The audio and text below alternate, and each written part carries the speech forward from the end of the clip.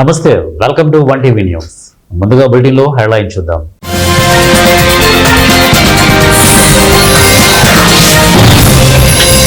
భారత ఉపరాష్ట్రపతిగా సిపి రాధాకృష్ణన్ కూటమి అభ్యర్థిపై గెలుపు.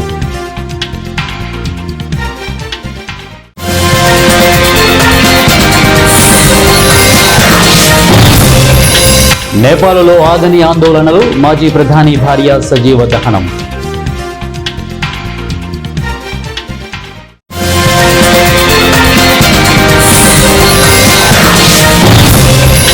ఎన్డీఏది నైతికంగా పరాజయం, ఉపరాష్ట్రపతి ఎన్నిక ఫలితంపై ఖర్గే.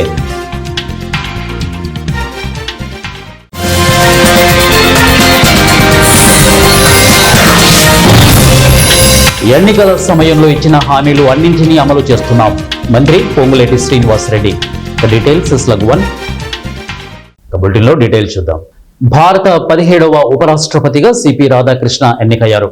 ఉపరాష్ట్రపతి ఎన్నికల్లో ఎన్డీఏ అభ్యర్థి, కూటమి అభ్యర్థి జస్టిస్ సుదర్శన్ రెడ్డిపై విజయం సాధించారు. ఎన్నికల్లో సిపి రాధాకృష్ణన్ కు 452 ఓట్లు వచ్చాయి. సుదర్శన్ రెడ్డిపై 152 ఓట్ల మెజారిటీతో గెలుపొందారు. ఉపరాష్ట్రపతి ఎన్నికలు మంగళవారం జరిగాయి. ఎన్నికల్లో మొత్తం 767 మంది ఎంపీలు ఓటు వేశారు. ఇందులో లోక్సభ, రాజ్యసభ సభ్యులు ఉన్నారు. ఎన్డీఏ అభ్యర్థి అయిన సిపి రాధాకృష్ణన్ కు 452 ఓట్లు రాగా, కూటమి అభ్యర్థి అయిన జస్టిస్ సుదర్శన్ రెడ్డికి 300 ఓట్లు వచ్చాయి. 17 మంది ఎంపీలు గైర్హాజరవగా 15 ఓట్లు చెల్లకుండా పోయాయి. ఇక ఎలక్టోరల్ కాలేజీలో మొత్తం 781 మంది సభ్యులు ఉన్నారని రాజ్యసభ సెక్రటరీ తెలిపారు. ఎన్నికల్లో 767 మంది సభ్యులు ఓటు వేశారని, 752 చెల్లుబాటు అయ్యాయని ఆయన తెలిపారు. విజయానికి 377 ఓట్లు అవసరమని వివరించారు. సోషల్ మీడియా బ్యాన్తో నేపాల్లో ఆందోళనలు ఎగిసిపడుతున్నాయి. జన్ జడ్ యువత ఆందోళనలు హింసాత్మకంగా మారాయి. సోమవారం భద్రతా బలగాలు జరిపిన కాల్పుల్లో 19 మంది మరణించడం అగ్నికి ఆజ్యం పోసినట్లయింది. ఆందోళనకారులు ప్రధాని కేపీ శర్మ ఓలీ నివాసంతో పాటు అధ్యక్ష, సుప్రీంకోర్టు, పార్లమెంటు భవనాలపై దాడి చేసి నిప్పంటించారు.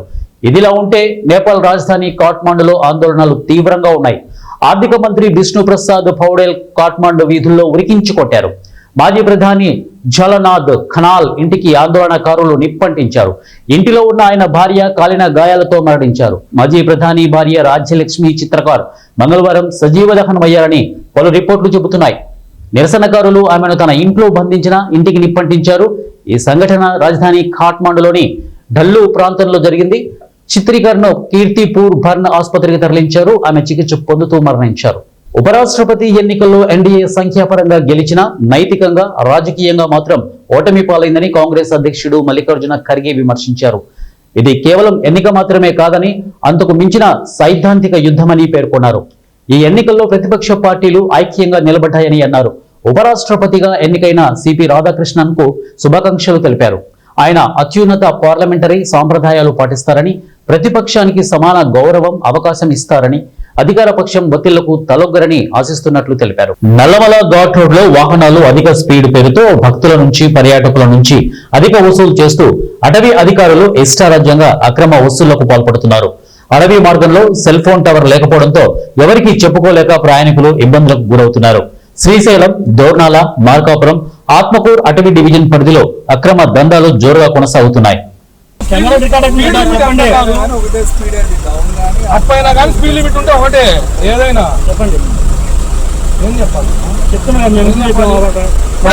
రెండు కార్లకు ఎందుకు వేయలేదు అని అంటే మా ఇష్టమైన ఆపుతాము, లేకుంటే ఆపము అన్నారు. మా ఇష్టమైన ఆపుతాము, లేకుంటే అన్నది ఏమని. ఎందుకు 2 కార్లకు వేయట్లేదు, స్పీడ్ గన్ను పెట్టు అన్నా. నేను స్పీడ్ పెడుతున్నాను కదా. 59 వచ్చింది, ఇప్పుడు కాదు, ఇందాక 59 వచ్చింది. 59 నేను చూసా, 59 వచ్చింది. అవునేంది? పార్వతీపురం, మన్యం జిల్లా గుమలక్ష్మీపురం మండలం కారివలస గ్రామానికి చెందిన అరిక జయలక్ష్మి అనారోగ్యంతో మృతి చెందింది. తమ గ్రామం నుండి ఆమె మృతదేహాన్ని శ్మశాన వాటికకు తరలించాలంటే అక్కడి ప్రజలు ఒక కొండవాగును దాటాల్సిందే. వర్షం పడితే నడుమలోతు నీటిని దాటుకుని శ్మశాన వాటికకు వెళ్లాల్సిందే. చేసేది లేక గ్రామస్తులు అందరూ మృతదేహాన్ని భుజాన మోసుకుంటూ వాగు దాటాల్సిన దుస్థితి తప్పలేదు. ప్రభుత్వం స్పందించి తమ గ్రామానికి శ్మశాన వాటికకు మధ్యలో ఉన్న కొండవాగుపై వంతెన నిర్మించాలని అక్కడి ప్రజలు కోరుతున్నారు. నా పేరు ఎప్పటి కేశవరావు. మా ఊర్లో ఏ సాగులు రేవులు అయినా సరే ఈ వాగులు వంకలు వచ్చినప్పుడు గడ్డ చాలా ఇబ్బందికరంగా ఉంది. సేవం ఊర్లో చెప్పుకున్నప్పుడు మేము తీసుకెళ్ళడానికి చాలా ఇబ్బందికరంగా ఉందయ్యా. దీనికి ప్రభుత్వం స్పందించి దానికి వచ్చిన వంతెన నిర్మిస్తే అవతల భూములకు వెళ్ళడం కూడా వాళ్ళకి రహదారి అవుతుంది. మేము సేవం కూడా దాటించడానికి మంచి మార్గం ఏర్పడుతుందయ్యా. దీనికి పెద్దలందరూ స్పందించి మా గ్రామానికి ఈ యొక్క వంతెన నిర్మిస్తారని మా మనస్ఫూర్తిగా మా గ్రామం తరఫున మేమందరికీ విన్నవించుకుంటామయ్యా. దయచేసి మీరు మా గ్రామానికి ఈ సహకారం చేస్తారని మీ అందరికీ పెద్దలందరికీ నమస్కరిస్తున్నామయ్యా. ముందుగా ఏంటంటే ఇదిగో అయ్యా మరి వందనాలు తెలియజేస్తున్నాం. మాకు ఈ యొక్క సహకారం చేయండి. మా గ్రామస్తులందరికీ మీరు ఎంతో మేలు చేసిన వారు ఒకరు మాకు చిన్న వంతెన ఏర్పాటు చేస్తే మేము ఎల్లప్పుడూ మా గ్రామస్తులు అందరినీ రుణపడి ఉంటామయ్యా. ఇదే మా కోరిక మీకు తెలియజేస్తున్నామయ్యా. ప్రకాశం జిల్లా మార్కాపురం పట్టణంలోని కోర్టు సెంటర్ లో గల ప్రాథమిక ఆరోగ్య కేంద్రాన్ని సబ్ కలెక్టర్ ఆకస్మికంగా తనిఖీ చేశారు. సెంటర్ లో గల మెడిసిన్ రూము, సిబ్బంది, రిజిస్టర్, రక్త పరీక్షల కేంద్రాన్ని పరిశీలించారు. ఇక ఎక్స్పైరీ అయిన మెడిసిన్ ని స్టాక్ ఏవైనా ఉందేమోనని చూశారు. హాస్పిటల్ నందు ఏవైనా సమస్యలు ఉన్నాయా, ప్రజలకు నాణ్యమైన వైద్యాన్ని అందిస్తున్నారా లేదా అని డాక్టర్ శ్రవణ్ ను అడిగి తెలుసుకున్నారు. ఈ సందర్భంగా సబ్ కలెక్టర్ త్రివినాథ్ మాట్లాడుతూ సాధారణ తనిఖీలలో భాగంగా ప్రాథమిక ఆరోగ్య కేంద్రాన్ని తనిఖీ చేయడం జరిగిందని, హాస్పిటల్లో సౌకర్యాలు అన్ని సవ్యంగానే ఉన్నాయని తెలియజేశారు.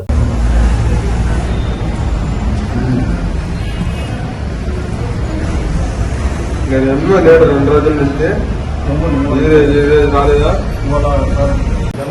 డిసెంబర్లో అక్టోబర్ చేస్తారు కదా, ఎందుకంటే లిక్విడ్ క్వాలిటీ బాగా మళ్ళీ మా కొత్త స్టాక్ వస్తుంది. అవి ఆడుతారు, అవి ఆడుతున్నారు. అక్టోబర్లో October first week, October, November, December first రాలేదు సార్. ఇప్పుడు రాసిన ఎవరెవరు ఉన్నారు?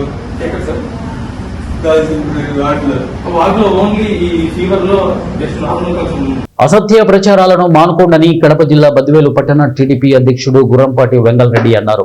తెలుగుదేశం పార్టీ యువ నాయకుడు రితీష్ రెడ్డి, మాజీ ఎమ్మెల్యే విజయమ్మ ఆదేశాల మేరకు మడకలవారి పల్లెలో ఓ దివ్యాంగుడు రేషన్ షాపుకు వెళ్లి రేషన్ తీసుకుంటున్నారని, ఓ ఛానల్లో తప్పుడు సమాచారం ప్రచారం చేస్తున్నారని తెలుగుదేశం పార్టీ అధ్యక్షుడు గుర్రంపాటి వెంగళరెడ్డి పేర్కొన్నారు. అసలు దివ్యాంగుడి ఇంటికి 50 మీటర్ల సమీపంలో రేషన్ షాపు ఉంటే మడకలవారి పల్లెకు ఎందుకు వెళ్తాడని ఆయన అన్నారు.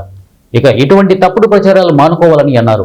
ఆయన రేషన్ కోసం వెళ్లలేదని, ఒకవేళ రేషన్ షాపుకు వెళ్లారని నిరూపించగలరా అంటూ సవాల్ విసిరారు. గతంలో తప్పుడు ప్రచారాలు చేసినందుకే 11 సీట్లకు పరిమితం అయ్యారని అన్నారు.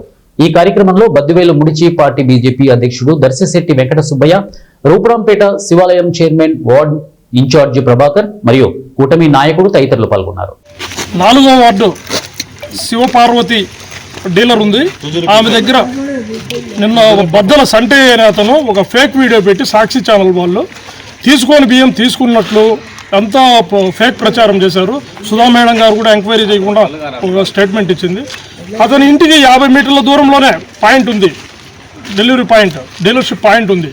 అక్కడ ప్రతి 26వ తేదీ తర్వాత, ప్రతి నెల 26వ తేదీ అతని ఇంటికి పోయి ఎత్తపోయి రేషన్ డీలర్ ఇస్తాను. కానీ నిన్న ఎక్కడ తీసుకోకుండానే తీసుకున్నట్లు పాత వీడియో, ఫేక్ వీడియో తీసుకొచ్చి సాక్షి ఛానల్ వాళ్ళు, ఇక్కడ వైసీపీ లీడర్స్ అబద్ధ ప్రచారం చేసినారు. అదంతా ఎవరు నమ్మకండి. ఇప్పటికైనా వైసీపీ వాళ్ళు బుద్ధి తెచ్చుకొని నిజాయితీగా పని చూసుకోండి. అందరికీ నమస్కారం. నిన్న సాక్షి గ్రూప్లో కానీ సాక్షి ఛానల్లో కానీ దివ్యాంగులకు బియ్యము మలకలవారిపల్లి కాయించి తీసుకొని వచ్చినట్టు ఒక హైవే రోడ్డు మీద ఒక మూట పెట్టి దాన్ని ఒక ఫోటో తీసి ఒక హైలైట్ చేసినారు.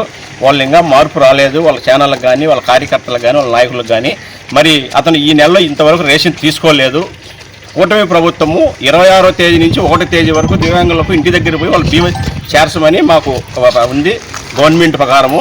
మరి 26వ తేదీ రాలేదు, వాళ్ళ ఛానల్లో పెట్టింది 8వ తేదీ 7వ తేదీ పెట్టేసింది. మరి అంటే వాళ్ళు ఎప్పుడు తప్పుడు ప్రచారాలు ఇయడమే వాళ్ళకి అలవాటు అయిపోయే 2024 వాళ్ళకి ఈ పరిస్థితి వచ్చింది.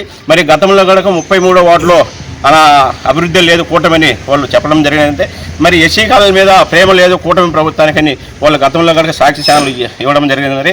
మరి 3.5 సంవత్సరాల నుంచి ఏ పాలక వర్గం ఉంది, ఇలా వైసీపీ పాలక వర్గం ఉందా, కూటమి పాలక వర్గం ఉందా? మరి ఎస్సీ కాలనీ మీద అంత ప్రేమ అనేది ఉంటే మీరు ఎందుకు అక్కడ టీడీపీకి కౌన్సిల్ గెలిచినారని చెప్పేసి ఒక 50,000 మీ తీర్మానాలు చేసి పెట్టినారు. అక్కడ 33 వాళ్ళ బంగపాలెంలో కానీ దిగువ పాలెంలో కానీ మీరు పెట్టినారా? మీరు పెట్టినట్టు ఏమైనా నిరూపిస్తారా?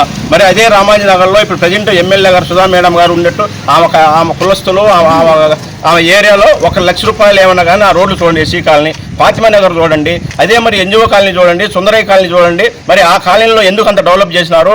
ఈ కాలనీలో శివానగర్ కానీ ఎందుకు చేయలేకపోతున్నారు? అంటే అక్కడ మీ స్వార్థం కోసము, మీ ఆదాయాల కోసము, మీ స్థలాల కోసం అక్కడ రోడ్లు పెట్టి డెవలప్ చేసినారు. ఈరోజు ఎస్సీల కాలనీ అంటే ఈరోజు కూటమి ప్రభుత్వం ఈరోజు 10 కోట్ల వరకు మేము ప్రపోజల్ పంపించినాము. రితీష్ రెడ్డి అన్న ప్రతి ఒక్క వార్డుకు 10 లక్షలు 20 లక్షలు ప్రపోజల్ పంపించినాము. రేపు 5-6 రోజుల్లో టెండర్లు కూడా జరుగుతున్నాయి. ప్రతి ఒక్క వార్డులో అభివృద్ధి చెందాలనే ఉద్దేశంతోనే జరుగుతుంది. మరి ఈ రోజు రైస్ మీద కనుక మీరు ఇంత కకృతపడి ఇంత దిగదారి మీరు రాజకీయాలు చేస్తున్నారంటే అది మాకు అర్థం కావడం. మరి పాత వీడియోలు ఫేక్ వీడియోలు. ప్రకాశం జిల్లా తర్లుపాడు ఎంపీడీఓ చక్రపాణి ప్రసాద్ ను పబ్లిక్ సర్వీసెస్ జిల్లా అధికారులు వేటు వేస్తూ మంగళవారం ఉత్తర్వులు జారీ చేశారు.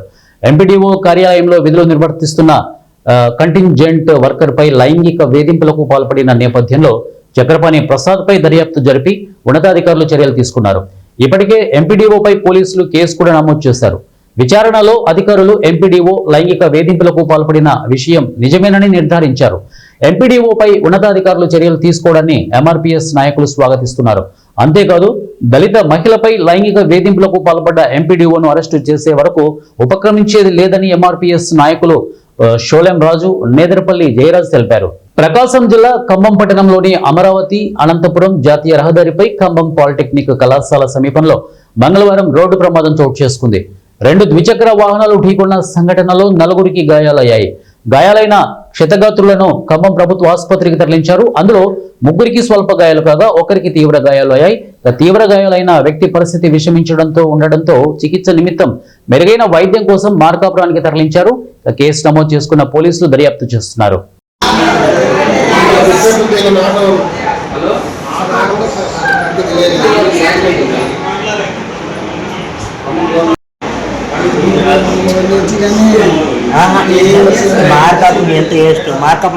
రోగులకు సేవ చేయడం వైద్యుల అదృష్టమని గుంటూరు తూర్పు MLA assembly minorities committee chairman Nazeer అన్నారు.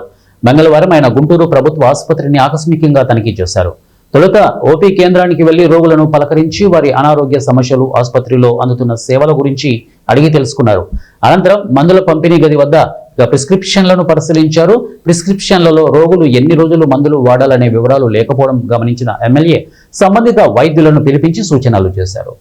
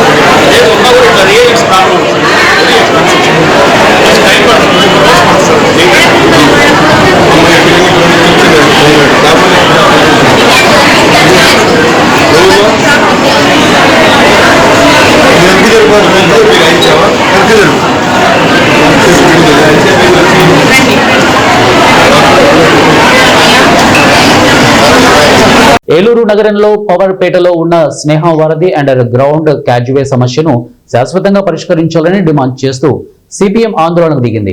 అండర్ గ్రౌండ్ కాజ్వే వద్ద పెద్ద సంఖ్యలో కార్యకర్తలు ధర్నా నిర్వహించారు.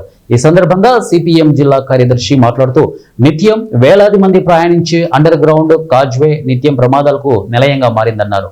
పెరిగిన టెక్నాలజీ ఉపయోగించి భూగర్భం నుండి నీరు రాకుండా నియంత్రించే అవకాశం ఉన్న కార్పొరేషన్ అధికారులు పట్టించుకోవడం లేదన్నారు. సాధారణ వర్షానికి సైతం కాజ్వే మూతపడడంతో ప్రజలు ఇబ్బందులు ఎదుర్కొంటున్నారని అన్నారు. నిర్వహణ పేరుతో లక్షలాది రూపాయలు ప్రతి సంవత్సరం కార్పొరేషన్ అధికారులు ఖర్చు పెడుతున్నారని, ప్రజలకు ఉపయోగం లేని పని కోసం లక్షల ఖర్చులు పెడుతున్నా పాలకులు శాశ్వత పరిష్కార మార్గాలు వెతకడం లేదని విమర్శించారు. బ్రిడ్జి సమస్య చాలా కాలంగా ఇలాగే ఉంటుంది. ఇక్కడ రాజు పట్టేస్తుంది. బయట తాగడానికి నీళ్లుండవు, వాడకానికి నీళ్లుండవు.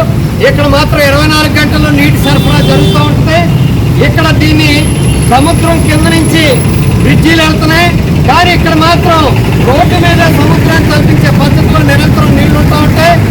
ఇంత సాంకేతిక పరిజ్ఞానం అభివృద్ధి అయిన తర్వాత కూడా ఈ రోజుకి కూడా ఇక్కడ నీళ్లు లేకుండా బ్రిడ్జిని సక్రమంగా నడిపేటువంటి చేతకాని పద్ధతిలో గవర్నమెంట్ వ్యవహరిస్తుంది. దీనివల్ల చాలా మంది యాక్సిడెంట్లు అవుతున్నాయి, ఇబ్బందులు అవుతున్నాయి.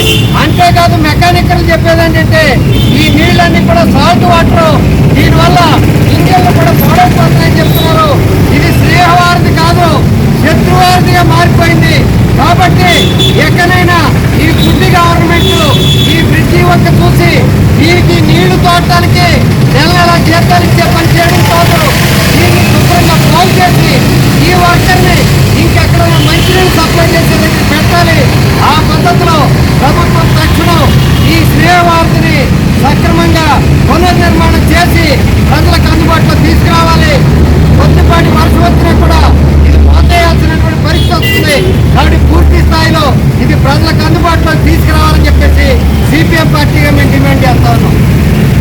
డాక్టర్ బిఆర్ అంబేద్కర్ కోనసీమ జిల్లా రావులపల్లెం మండలం పరిధిలోని ఈతకోట గ్రామంలో ఇటీవల జరిగిన అగ్ని ప్రమాదంలో పెంకుటిల్లు పూర్తిగా కాలిపోయి సర్వం కోల్పోయి కొల్లి సత్యవతిని వారి కుటుంబ సభ్యులను మంగళవారం నాడు రావులపాలెనికి చెందిన శ్రీ కాశీ అన్నపూర్ణాదేవి సేవా సంస్థ ఆధ్వర్యంలో సభ్యులు పరామర్శించి బాధిత కుటుంబాలకు 30,116 రూపాయల చెక్కును ఆర్థిక సహాయం అందజేసి బట్టలు, బియ్యం, నిత్యావసర సరుకులు అందజేశారు.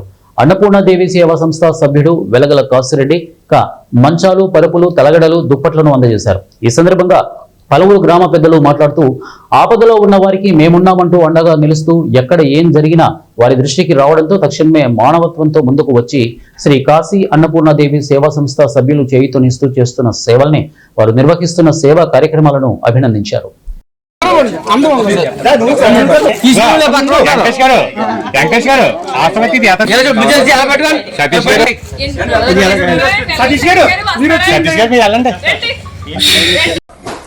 రావులపాలెం మండలం ఈతకోట గ్రామంలో ఆదివారం నాడు జరిగిన సంఘటన చాలా బాధాకర విషయం. ఈ సంఘటనలోనే వాళ్ళ కుటుంబం చాలా పేదవాళ్ళు. వాళ్ళ పేదవాళ్ళకి ఇలా కాలిపోతుంటేనే చాలామంది దాతలు ముందుకొచ్చి సహకారం చేస్తున్నారు. ముందుగా మన గ్రామంలోని ఇలా కాలతం చాలా బాధాకర విషయం. ఈ అన్నపూర్ణ సేవా సంస్థ ఆధ్వర్యంలోని ముందుగా తెలిసిన వెంటనే వాళ్ళు వచ్చి నిత్యావసర సరుకులు, మంచం, దుప్పట్లు, బట్టలు, అలాగే ఫ్యాన్లు, కూరగాయలు, మళ్ళీ కుర్చీలు, అలాగే బియ్యం కట్టలు మొత్తం ఆల్మోస్ట్ వాళ్ళకి ఒక చేయూతనిచ్చారు. అలాగే 30,000 క్యాష్ రూపంలో చెక్ని వాళ్ళ పేరుని ఇచ్చారు. వాళ్ళకి అన్నపూర్ణ సేవా సంస్థ గత 3 సంవత్సరాలు వార్షికోత్సవం కూడా మొన్నే రీసెంట్గా జరిగింది. వాళ్ళ సేవలను మేము గ్రామం తరపున అభినందిస్తున్నాం. వాళ్ళ సేవ ఎప్పుడైనా సరే ఏదైనా సంఘటన జరుగుతుండే ముందుకుండా ఎలక్ట్ అయ్యి మేమున్నామని అన్నపూర్ణ సేవా సంస్థ చాలా భరోసాగా వస్తున్నారు. వీళ్ళ కుటుంబానికి ఇలా ఆదుకున్నందుకు మేము ఈతకోట గ్రామం తరపు నుంచి వాళ్ళకి అభినందనలు తెలియజేస్తూ కృతజ్ఞతలు తెలియజేస్తున్నాం గ్రామ పెద్దల తరపుని, గ్రామం తరపుని. అలాగే ఎవరైనా ఇచ్చేవాళ్ళు ఏమైనా ఉంటే వీళ్ళ కుటుంబాన్ని ఆదుకోవాలని, వీళ్ళ పేదవాళ్ళు వీళ్ళు ఏ రోజు పనికి వెళ్ళిపోతే ఆ రోజు గడదు. అలాగే వచ్చిన ముందుగా వచ్చి వాళ్ళ సేవని అభినందిస్తూ, అలాగే అన్నపూర్ణ సేవా సంస్థ ఎప్పుడు కూడా ఇలా ముందుండి చేయూతనిచ్చి నియోజకవర్గంలోని ఎప్పుడు ముందుస్తున్నాయి. అన్నపూర్ణ సేవా సంస్థని మేము గ్రామం తరపున అభినందిస్తూ వాళ్ళ తరపున కూడా వాళ్ళకి అభినందిస్తున్నాం. చాలా ధన్యవాదాలు. Thank you. పేదలకు ఇల్లు కడితే కమిషన్ రాదనే గత బీఆర్ఎస్ ప్రభుత్వం ఇల్లు కట్టియలేదని రెవెన్యూ శాఖ మంత్రి పొంగులేటి శ్రీనివాసరెడ్డి విమర్శించారు. ఖమ్మం జిల్లా కూసుమంచి మండలంలో రెవెన్యూ శాఖ మంత్రి పొంగులేటి శ్రీనివాసరెడ్డి పర్యటించి పలు అభివృద్ధి కార్యక్రమాల్లో పాల్గొన్నారు. ఈ సందర్భంగా ఏర్పాటు చేసిన సభలో ఆయన మాట్లాడుతూ రాష్ట్ర ఆర్థిక పరిస్థితి బాగలేకపోయినా ఎన్నికల సమయంలో ఇచ్చిన హామీలను అమలు చేస్తున్నామని అన్నారు. గత ప్రభుత్వం 8,19,000 కోట్ల అప్పు చేసిందని ఆయన ఆరోపించారు. పేదవారికి కష్టం కలగకుండా ప్రభుత్వం ఆదుకుంటుందని ఆయన తెలిపారు. కాళేశ్వరం ప్రాజెక్టు కడితే లక్షల కోట్లు దండుకోవచ్చని ఆనాటి ప్రభుత్వ నాయకుల ఆలోచన చేశారని ఆయన విమర్శించారు. ఏదైతే పాత రోడ్డు ఉందో ఈ నాయకన్గూడ ఊళ్ళో నుంచి పోయే పాత రోడ్డు సూర్యాపేట టు అశ్వరాపేట రోడ్డుకు సంబంధించింది మన హయాంలోనే సుమారు 90 లక్షలతో అవన్నీ కూడా రెన్యువల్ చేయడం జరిగింది. నాయకన్గూడ గ్రామంలో అంతర్గతమైన రోడ్లు 90 లక్షల రూపాయలతో అనేక సీసీ రోడ్లు కూడా మనం ఏర్పాటు చేసుకున్నాం.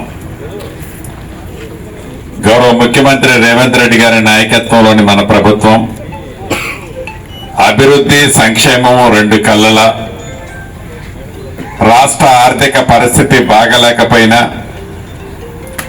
ఆనాటి ప్రభుత్వము 8,19,000 కోట్లు అప్పు చేసిన ఇచ్చిన ప్రతి మాటని పేదవాడికి అందించాలని తాపత్రయంతో ఆనాటి ప్రభుత్వం చేపట్టిన సంక్షేమ కార్యక్రమాలు మంచి వాటిని ఏటిని ఆపకుండా ఎన్నికల ముందు చెప్పిన మాటలో భాగంగా ఆడబిడ్డలకి ఉచితంగా 200 యూనిట్లు ఉచిత కరెంటు,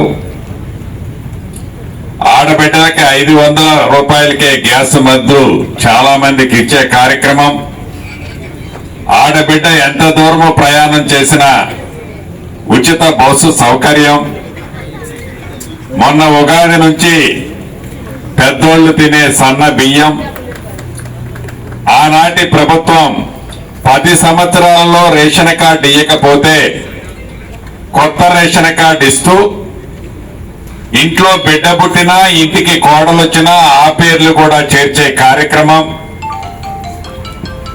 రైతులు రాజు చేసే దాంట్లో భాగంగా ప్రభుత్వం వచ్చిన మొదటి 9 నెలల్లోనే 21,000 కోట్ల రూపాయలు. బులెటిన్ ముగించే ముందు హెడ్లైన్స్ మరొకసారి.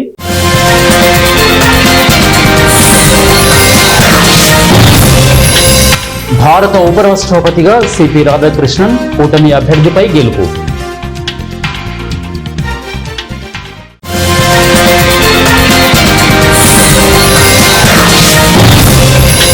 నేపాల్లో ఆగని ఆందోళనలు, మాజీ ప్రధాని భార్య సజీవ దహనం.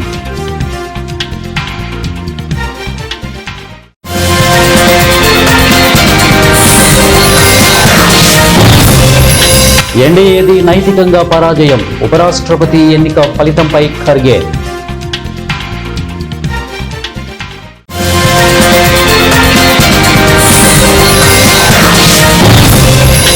ఎన్నికల సమయంలో ఇచ్చిన హామీలు అన్నింటినీ అమలు చేస్తున్నాం, మంత్రి పొంగులేటి శ్రీనివాసరెడ్డి. డీటెయిల్స్ /1. ఇవి బులెటిన్ అప్డేట్స్. నెక్స్ట్ బులెటిన్ లో కలుద్దాం. Until then keep watching 1 TV news, ప్రతిక్షణం ప్రజల పక్షం.